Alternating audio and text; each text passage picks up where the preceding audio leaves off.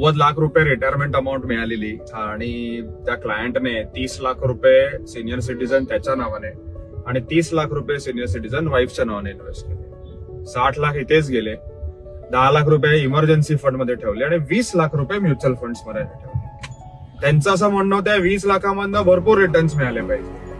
मी त्यांना बोललो की 20 लाखावर तुम्हाला 20% जरी समजा मिळाले, पण बाकीचे 70 लाख रुपये आहेत ते 7% पडले. यांच्यासारखी मोठी चूक तुम्ही करत नाही. दुसरी गोष्ट, 60 लाख रुपये सिनियर सिटीजन मध्ये 5 वर्ष लॉक इन मध्ये पैसे काढायचे म्हटले तरी तुम्ही काढू शकत नाही.